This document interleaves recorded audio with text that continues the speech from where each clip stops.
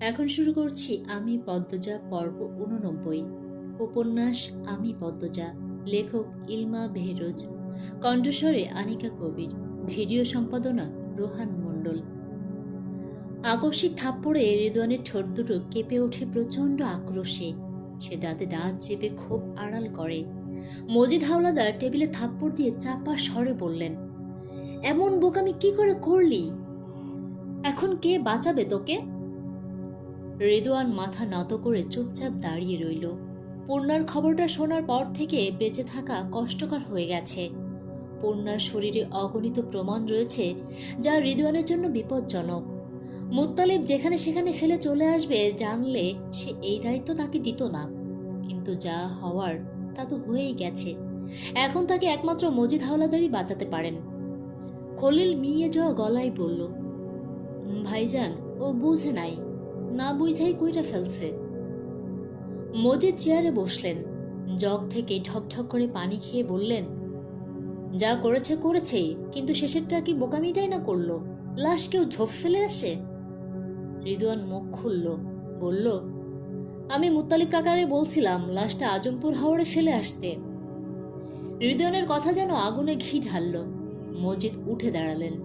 রিদওয়ানের পিঠে এক নাগাড়ে কয়েকটা থাপ্পড় বসিয়ে খিটখিট করে বললেন, তুই চুপ থাক হারামজাদা। রিদওয়ানের হাত মুষ্টিবদ্ধ হয়ে যায়। মজিদ খলিলের দিকে তাকিয়ে বললেন, এখন এখানে বসে থাকবি নাকি আমার সাথে যাবি? খলিল চট করে উঠে দাঁড়ালেন। মজিদ মাথার টুপিটা ঠিক করে রিদওয়ানকে বললেন, তুইও আয় আমার সাথে। রিদওয়ান পথ আটকে বলল, কাকা, একটা কথা ছিল। আবার কি বলবি তুই? গতকাল রাতে ভাঙা ফটকের বাইরে ইয়াকুব আলিয়ারদের ছেলেকে দেখেছি। মজিদের চোখ মুখ ফ্যাকাশে হয়ে যায়। ইয়াকুব আলী শিক্ষিত মার্জিত একজন ব্যক্তি, যিনি ইসলামের আদর্শে চলাফেরা করেন। নিজের সর্বত্র বিলিয়ে দেন গরিব দুঃখীদের, কিন্তু মজিদকে টেক্কা দিয়ে মাতব্বরি পদটা ছিনিয়ে নিতে পারেননি। তবে তিনি ক্ষমতাবান ব্যক্তি। মজিদের সামনে দাঁড়ানোর মতো ক্ষমতা তার আছে। গত 4 বছর ধরে এই মহান ব্যক্তির মুখোমুখি মজিদকে হতে হচ্ছে বারবার। 4 বছর আগে ইয়াকুব আলী সৌদিতে ছিলেন। সৌদি থেকে এসেই সিদ্ধান্ত নিয়েছেন জনসেবা করবেন। এই লোক তার বাড়ির আশেপাশে ঘুরঘুর করছে মানে তো বিপজ্জনক কিছু হওয়ার সম্ভাবনা রয়েছে। মজিদ আন্দাজ করে নিলেন, সেদিনের সমাবেশের ঘটনা থেকে ইয়াকুব আলীর কিছু সন্দেহ হয়েছে। তিনি রিদওয়ানের দিকে তাকিয়ে রাগী স্বরে বললেন, বিপদের জাল চারিদিকে, আর তার মধ্যে তুই আবার আরেক অঘটন ঘটালি। রিদওয়ান প্রবল আত্মবিশ্বাসের সাথে বলল, আপনি পূর্ণার ব্যাপারটা সামলান, আমি বাকিগুলো সামলে নেব। রিদওয়ানের উচ্চারিত প্রতিটি শব্দ মজিদের গায়ে আগুন ছড়িয়ে দিচ্ছে। তিনি কটাক্ষ করে বললেন, তুই আমার বাল করবি। অপমানে রিদওয়ানের মুখটা থমথমে হয়ে যায়। সে খলিলের দিকে তাকায়। খলিল চোখের দৃষ্টি ফিরিয়ে নেন। মজিদ রাগে ফুঁসছেন। তিনি মেঝেতে থুতু ফেলে বেরিয়ে পড়লেন। মজিদের সাথে খলিলও বেরিয়ে গেলেন। রিদওয়ান অনেকক্ষণ থম মেরে দাঁড়িয়ে থাকে। তারপর জগের পানি দিয়ে মুখ ধুয়ে বেরিয়ে পড়ে। রিনু আলোকঘর ছেড়ে দৌড়ে অন্দরমহলে চলে আসে। সে আলোকঘর ঝাড়ু দিতে গিয়েছিল। তারপরে মজিদ, খলিল ও রিদওয়ানের কথা শুনেছে। বাড়িতে আমিনা আর আলো আছে। লতিফা পদ্মজার সাথে গিয়েছে। রিনু রান্নাঘরে এসে 4-5 গ্লাস পানি খেলো। তার বুক কাঁপছে। সে বাক হারা। পূর্ণাকে রিদওয়ান আর খলিল খুন করেছে, এটা শুনেই তার মাথা ভন ভন করছে। আজিদের বাড়ির আঙিনা শূন্য, কাউকেই দেখা যাচ্ছে না। আমির চারপাশে চোখ বুলিয়ে সোজা ঘরের ভিতর ঢুকে পড়ল। আসমানি হঠাৎ আমিরকে দেখে ভেগাবাচাকা খেয়ে যায়। সে নিজেকে ধাতস্থ করার পূর্বে আমির তার গলা চেপে ধরল। আসমানি আকস্মিক ঘটনায় হতভম্ব। সে দ্রুত আমিরের হাত চেপে ধরে। আমির দাঁতে দাঁত চেপে বলল, একটা মিথ্যা বললে সোজা নরকে পাঠিয়ে দেব। আসমানের নিঃশ্বাস নিতে কষ্ট হচ্ছে, কথা বলতে পারছে না। এক্ষুনি বুঝি দম বেরিয়ে যাবে। তার মুখ দিয়ে ঘ্যার ঘ্যার জাতীয় শব্দ বেরিয়ে যায়। আমির আসমানের হাঁটুতে লাথি দিয়ে আসমানিকে মাটিতে ফেলে দেয়। তারপর চুলের মুঠি ধরে শক্ত করে। আসমানি কাশতে থাকে। হৃৎপিণ্ড আরেকটু হলে ফেটে যেত। শ্বাসনালী ছিঁড়ে রক্ত বেরিয়ে আসতো। তার মনে হচ্ছে সে নতুন জীবন পেয়েছে। আসমানি জোরে জোরে নিঃশ্বাস নেয়। রাগে আমিরের কপালে রগ ভেসে উঠেছে। পারলে সে আসমানিকে পিষে ফেলে। আমির গলার আওয়াজ নিচু করে বলল, পূর্ণার সাথে কি হয়েছিল? আসমানির চোখ দুটো বড় বড় হয়ে যায়। সে আমিরকে যতটুকু চেনে গতকালই আন্দাজ করতে পেরেছিল আমি দ্রুত সব ধরে ফেলবে, কিন্তু এত দ্রুত ধরে ফেলবে ভাবেনি। আসমানি কথা বলার জন্য উদ্যত হলো, তখনই আমির হুমকি দিল, একটা অক্ষর মিথ্যে বললে এখানেই পুঁতে যাব, সত্য বলার সুযোগ দেব না।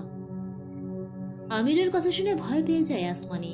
2 বছর আগের কথা, তাদের দলের একজন বিশ্বাসঘাতকতা করেছিল। আমির সেই বিশ্বাসঘাতককে যেখানে ধরেছিল সেখানেই মাটি খুঁড়ে পুঁতে এসেছিল। আসমানি কাঁদো কাঁদো হয়ে বলল, চুল চুল ছাড়ো, কইতাছি। আমির আরো শক্ত করে ধরে। আসমানি আর্তনাদ করে উঠল।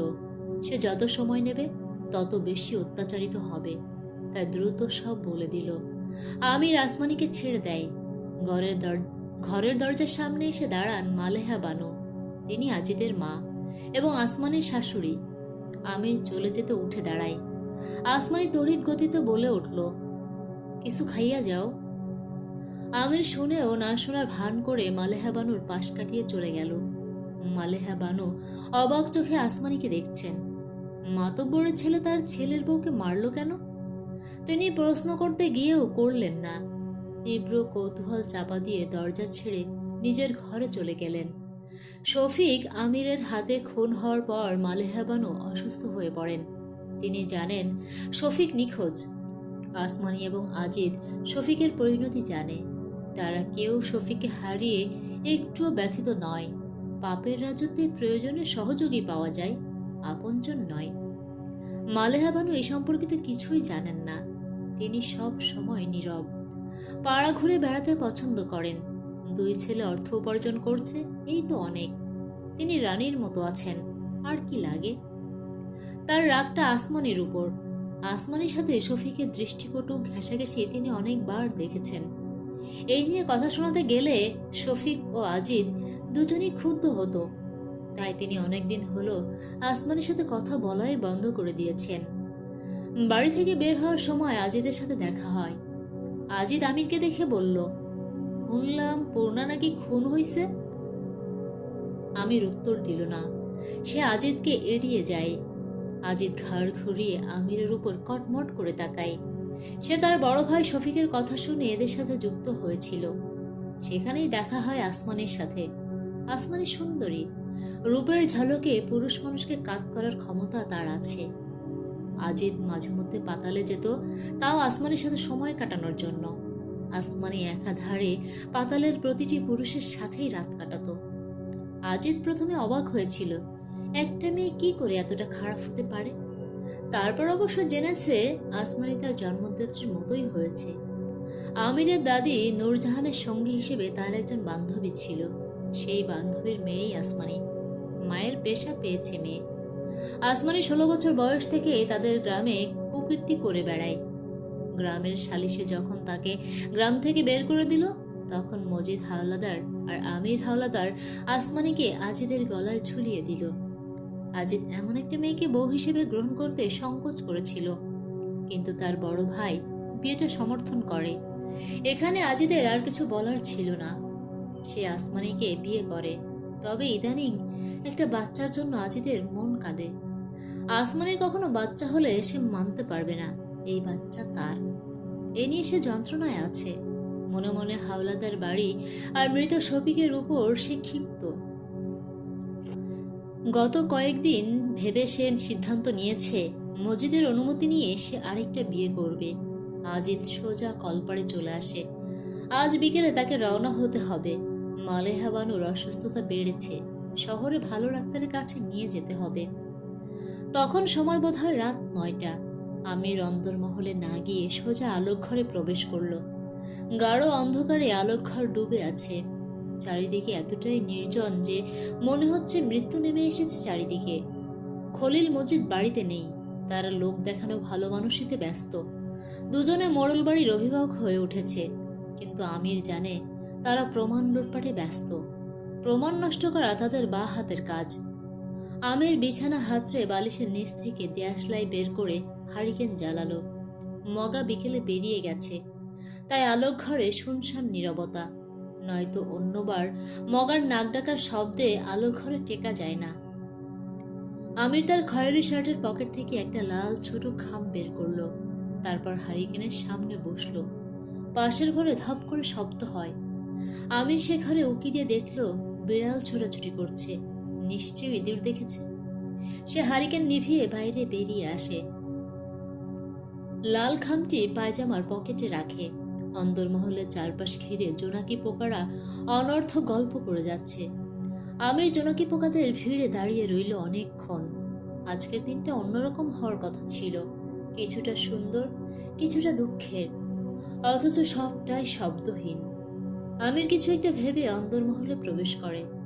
লতিফা আমিরকে দেখে দৌড়ে এসে পথ আটকে বলল, ভাইজান, পদ্মর কি হইল বুঝতেছি না, কথাবার্তা কয় না। লতিফা চিন্তিত। আমির প্রসঙ্গ পাল্টে বলল, আমি থাকবো এখানে, তুই রান্না বসা। কথা শেষ করে উপরে উঠে গেল আমির। লতিফার রান্নাঘরে চলে যায়। আমির আজ পদ্মজার সাথে থাকবে শুনে সে কেন জানি খুব খুশি হলো। পুরনো দিনগুলোর কথা মনে পড়ে গেল। আমির সারাক্ষণ ঘরের ভেতর আঠার মতো লেগে থাকে, না নিজে বের হতো আর না পদ্মজাকে বের হতে দিত। এই নিয়ে ফরিনার, রানী, নূরজাহান ও আমিনার কত কথা ছিল। লতিফা ঠোঁটের হাসি ফুটে উঠল। অতীত এত সুন্দর কেন হয়? দ্বিতীয় তলায় উঠতে আমিরের শরীর কাঁটা দিয়ে ওঠে। বারান্দা জুড়ে উত্তরে হাওয়া বইছে। আকাশে তারা ও অর্ধচন্দ্রের আলো ছাড়া আর কোনো আলো নেই। এমন একটা পরিবেশ, মিনমিনিয়ে কেউ কাঁদছে।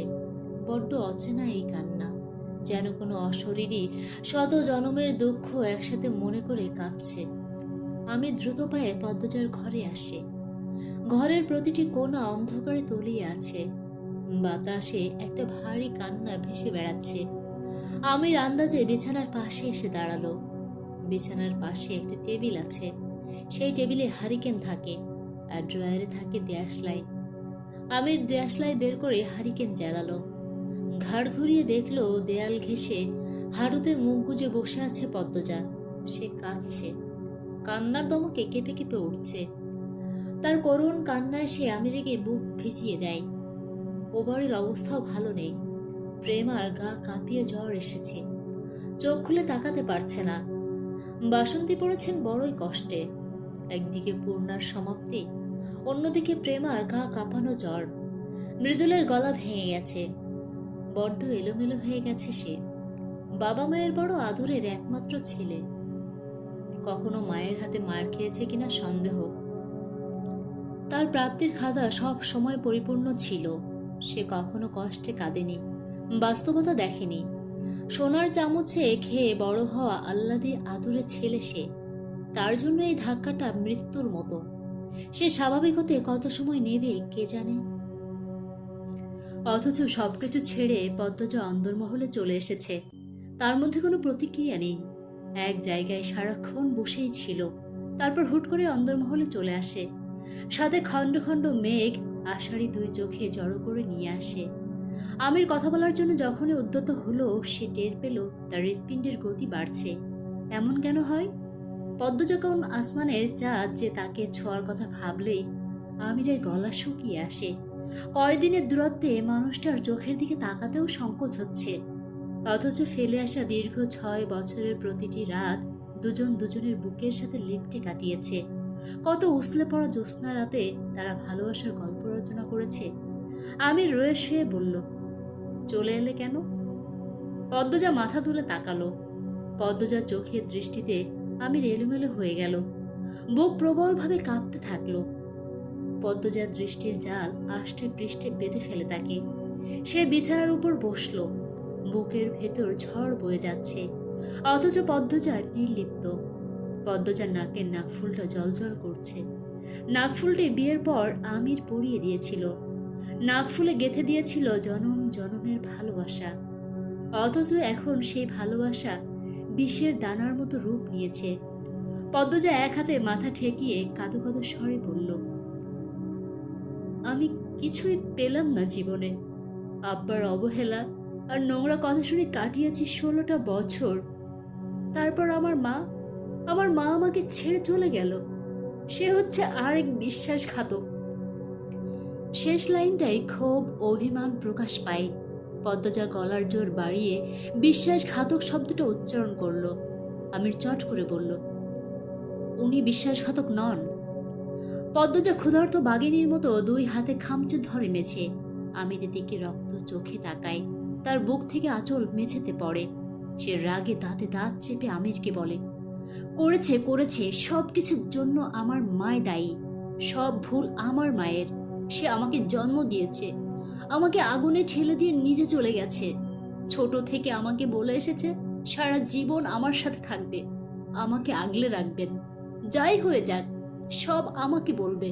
কিন্তু আম্মা একটা কথাও রাখেনি কোনো কথা।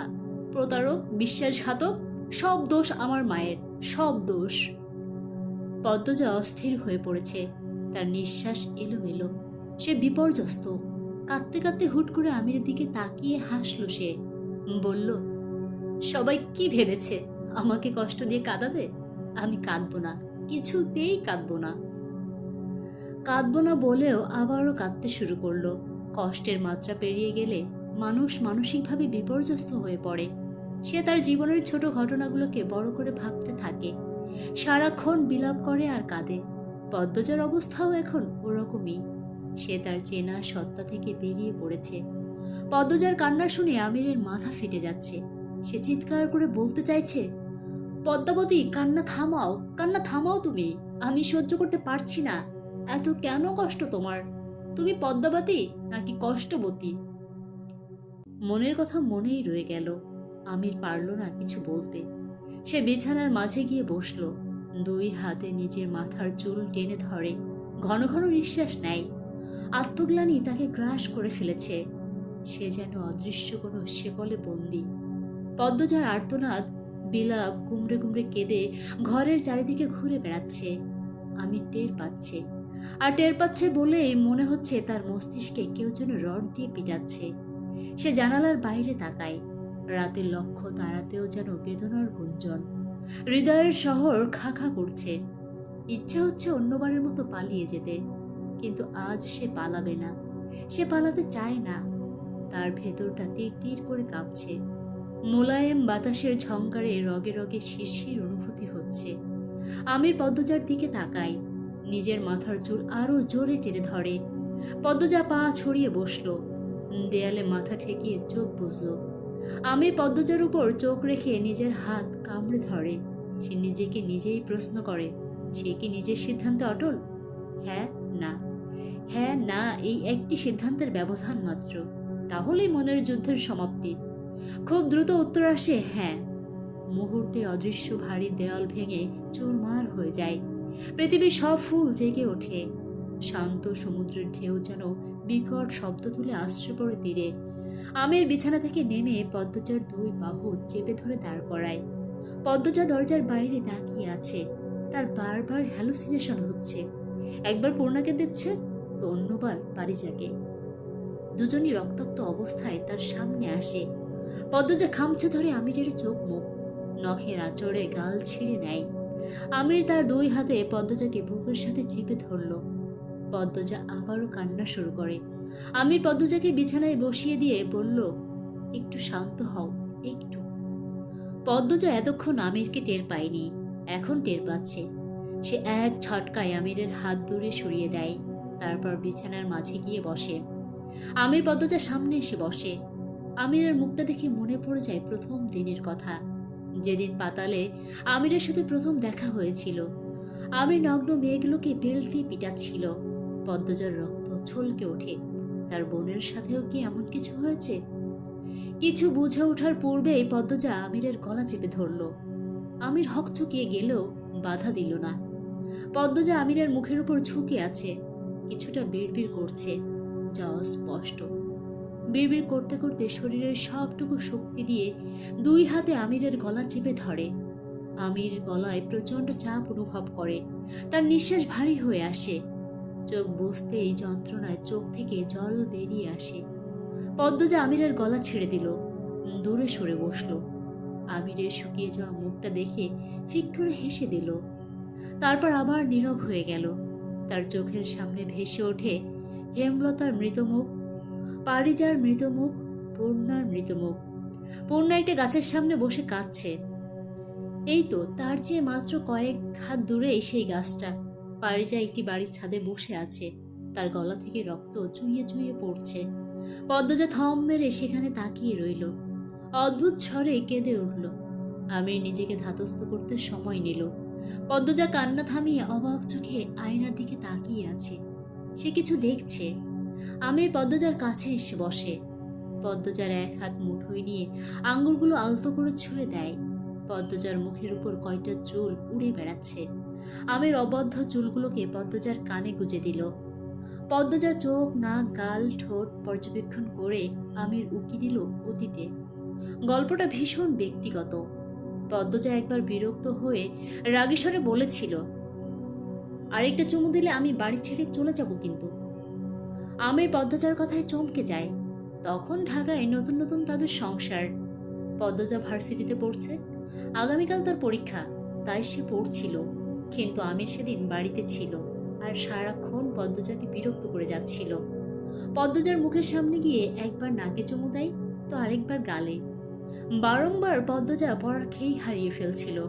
সে ভীষণ রেগে যায় আর কথাটা বলেও ফেলে। আমির তো বরাবরই রাগী। সে তৎক্ষণিক রাগে ঘর থেকে বেরিয়ে যায়। সন্ধ্যার সময় বাড়ি ফেরে, তাও পদ্মজার সাথে কোনো কথা বলল না। পদ্মজা তো অবাক। সে কথা বলতে গেলে হু হ্যাঁ ছাড়া আমির আর কিছুই বলে না। পদ্মজা মুখে কিছু বলতে লজ্জা পায়, তাই সে বিভিন্নভাবে আমিরের আকর্ষণ পাওয়ার চেষ্টা করেছে। আমির প্রথম পদক্ষেপে নরম হয়ে গেলেও প্রকাশ করল না। সে গম্ভীর হয়ে থাকে, চুপচাপ খেয়ে ঘরে গিয়ে শুয়ে পড়ে। অথচ অন্যবার পদ্মজাকে টেনে নিয়ে যায়, তারপর একসাথে ঘুমায়। আমিরের আচরণে পদ্মজা মনে ব্যথা পায়। একটা কথার জন্য এরকম কেউ করে? পদ্মজা অভিমানে বৈঠকখানায় বসে থাকে। আমির এদিকে চিন্তিত। রাত বাড়ছে, পদ্মজা আসে না কেন? সে ভাবল পদ্মজা এসে ইনিয়ে বিনিয়ে কথা বলে তার রাগ ভাঙানোর চেষ্টা করবে। তখন সে কিছু একটা চেয়ে বসবে, কিন্তু তার অর্ধাঙ্গিনী তো ঘরেই আসছে না। আমির বিছানা ছেড়ে বাইরে বেরিয়ে আসে। সিঁড়ি ভেঙে নামার সময় দেখে পদ্মজা সোফায় গাল ফুলিয়ে থম মেরে বসে আছে। রাগ ভাঙানোর বদলে উল্টো রাগ করে বসে আছে। কি অদ্ভুত! আমির খ্যাক করে গলা পরিষ্কার করে বলল, রাত কয়টা বাজে? কারোর খবর আছে? কেউ কি এই ঘরে যাবে না? পদ্মজা অভিমানী স্বরে বলল, কেউ তাকে পাত্তা না দিলে সে কেন ঘরে যাবে? আমির হেসে ফেলল। সে পদ্মজার সামনে এসে বসে। পদ্মজার চোখে জল চিকচিক করছে। আমির পদ্মজার হাতে চুমু দিয়ে বলল, কি বাচ্চা কাচ্চা বিয়ে করলাম রে, একটুতেই কেঁদে দেয়। তো ছেড়ে দিন না। আমিরের চোখ দুটি বড় বড় হয়ে যায়। পদ্মজা এত কথা কবে শিখল? কি অভিমান তার! আমির হাসি দীর্ঘ করল। পদ্মজার মুখের উপর ঝুঁকে বলল, মৃত্যুর আগেও ছাড়ছি না। পরপরে যদি আবার দেখাও হয়, তখনও তোমার পিছুই নিব। আমিরের মুখের উপর ঝুঁকতে দেখে পদ্মজার লজ্জা পেয়ে গেল। ও বাড়ির প্রতিটি ইট তাদের ভালোবাসার সাক্ষী। সবখানে ভালোবাসা লেপ্টে লেপ্টে আছে। আমির বর্তমানে ফিরে আসে। সে রান্নাঘরে যায়। লতিফাকে বলে গরম পানি আর ছোট তোয়ালে নিয়ে আসতে। পদ্মজার মাথাটা ভীষণ ব্যথা করছে। তার চোখ দুটির উপর যেন ভারী পর্দা টানানো। এই জগতের কিছুই দেখছে না সে। সে চোখ বুঝল, তার হাঁটু থেকে পা অবধি কাদা লেগে আছে। আমির ভেজা তোয়ালে দিয়ে পদ্মজার হাত পা মুছে দিল। তারপর লতিফাকে ডেকে আনে। লতিফা পদ্মজাকে দেখে ভয় পেয়ে যায়। সে পদ্মজাকে নিয়ে উদ্বিগ্ন। আমির লতিফাকে বলল, কয়দিনে ঠিক হয়ে যাবে। শোন, তোর সাথে কিছু কথা আছে। লতিফা উৎসুক হয়ে তাকায়। আমির বলল, পদ্মজার যত্ন নিবি। রাধাপুরের রঞ্জন মিয়ারে চিনিস না? লতিফা বলল, হ, চিনি। উনি নিজের হাতে বাদামের তেল বানান, খাঁটি বাদামের তেল। পদ্মজা চুলে বাদামের তেল দেয়। ওনার কাছ থেকে সবসময় বাদামের তেল আনবি। আর ওর পিঠের ভারে মাঝে মাঝে ব্যথা হয়।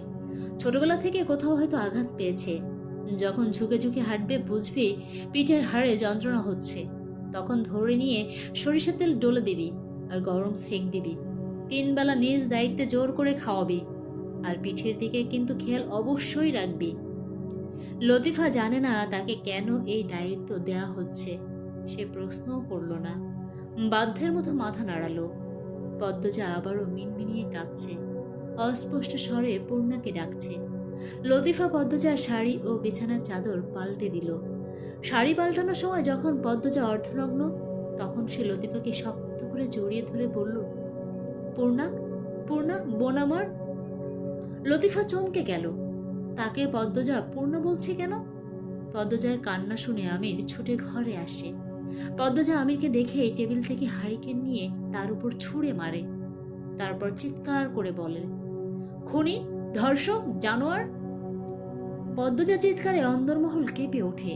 হারিকেনের কাচের উপর ব্যবহৃত প্লাস্টিক আলাদা হয়ে গিয়েছিল, তাই পদ্মজা চিকন তার দিয়ে সেটি জোড়া দেয়। তারের একাংশ খাড়া হয়েছিল। সেই খাড়া অংশ আমিরের চোখের পাশে ঢুকে পড়ে, আর একটু হলে চোখ গলে যেত। সঙ্গে সঙ্গে আমির মেঝেতে বসে পড়ল। 2-3 ফোঁটা রক্ত বেরিয়ে আসে।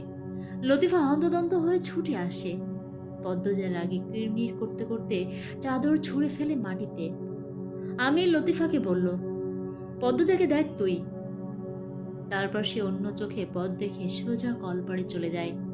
চোখের পাশে আঘাত পেলেও চোখের ভেতর ভীষণ ব্যথা অনুভূত হচ্ছে। খলিল রিদওয়ান সবেমাত্র বাড়ি ফিরেছে। এসেই পদ্মজা চিৎকার শোনে। পদ্মজার চিৎকার কোনো স্বাভাবিক মানুষের মতো না। তাছাড়া তারা দুজন পদ্মজাকে ও বাড়িতে কাঁদতে দেখেনি, অস্বাভাবিক আচরণ করতে দেখেছে। খলিল রিদওয়ানকে বলল, এই ছেড়েই পাগল হইয়া গেল নাকি? রিদওয়ান হেসে বলল, আরও আগে হওয়ার কথা ছিল আব্বা। আমিরকে কলপাড়ে দৌড়ে যেতে দেখে রিনুও পিছনে যায়। সে কল চাপে। আমির উন্মাদের মতো চোখে পানি দিতে থাকে। তার চোখ জ্বলে যাচ্ছে। যাক, সে তো এটাই চায়, হৃৎপিণ্ড, ফুসফুস, যকৃত সব সারকার হয়ে যাক। পদ্মজা লতিফার হাত খামচে ধরে। তার চোখ মুখ অদ্ভুত দেখাচ্ছে। সে চাপা স্বরে প্রশ্ন করল, আমার বোনকে কে খুন করেছে? কার আদেশে হয়েছে? পদ্মজার চাহনি দেখে মনে হচ্ছে লতিফা যদি প্রশ্নের উত্তর দিতে না পারে তাহলে পদ্মজা তাকেও খুন করে ফেলবে। লতিফা পদ্মজার সাথে বাড়ি ফেরার পর রিনু লতিফার কাছে ছুটে আসে। সে যা যা শুনেছে সব লতিফাকে বলে। লতিফা এখন সব জানা সত্ত্বেও বলতে চাইছে না। সে বলল, শাড়ির আগে পিন দো পদ্ম, ঠান্ডা লাগবো তো। পদ্মজা লতিফা দিকে তীক্ষ্ণ চোখে তাকিয়ে আছে। সে লতিফার হাত খামচে ধরে রাখা অবস্থায় বলল, কি জানো তুমি, বলো আমাকে। যতক্ষণ লতিফার মুখ থেকে কিছু না শুনবে ততক্ষণ লতিফার হাত পদ্মজা ছাড়বে না। তার নখ লতিফার হাতের চামড়া ভেদ করেছে। লতিফা সংক্ষেপে দ্রুত সব বলল। সব শুনে পদ্মজা লতিফার হাত ছেড়ে নিজের হাত নিজে খামচে ধরে। মুখ দিয়ে ই জাতীয় শব্দ যোগ করে রাগে কাঁপতে থাকে। লতিফা ভয় পেয়ে যায়। যে পদ্মজার মাথায় হাত রাখে, পদ্মজা সেই হাত এক ঝটকায় সরিয়ে দেয়। লতিফা দূরে সরে আসে। পদ্মজা শূন্য তাকিয়ে নিজেকে স্থির করল। তারপর চুপচাপ শাড়ি পরে শুয়ে পড়ে। লতিফা ধীর পায়ে পদ্মজার পায়ের কাছে এসে বসল। ঘণ্টাখানেক পর পার হওয়ার পর আমির ঘরে আসে। আমিরকে দেখে লতিফা বেরিয়ে যায়। আমির এক চোখে ঝাপসা দেখছে। সে ধীর পায়ে পদ্মজার পায়ের কাছে এসে বসল। চোখ ঘুরিয়ে ঘরের চারপাশ দেখে আবিষ্কার করল পুরো ঘর জুড়ে গাঢ় বিষাদের ছায়া। এ ঘরে আনন্দরা আসে না অনেক দিন। আমির দীর্ঘশ্বাস ছেড়ে পদ্মজার পায়ের আঙ্গুল ফুটিয়ে দিল। কাঁদতে ইচ্ছে করছে তার, ভীষণ কাঁদতে ইচ্ছে করছে। মৃদুলের মতো হাও মাও করে যদি কান্না করা যেত। আমি ঠোঁট কামড়ে ধরে। 2 গাল বেয়ে আষাঢ়ের বৃষ্টি নামে। সেই বৃষ্টিতে পদ্মজা 2 পা স্নান করে। তাদের জীবনের সব সুর ছন্দ এক থাবায় কে ছিনিয়ে নিল? কেন হলো না দীর্ঘ সংসার? তবে কেন হয়েছিল পাপ পবিত্রের মিলন? শূন্যে অভিযোগ তুলে উত্তর মেলে না। আমির তার চোখের জল মুছে ফেলল। তারপর পদ্মজার পাশে গিয়ে শুয়ে পড়ে।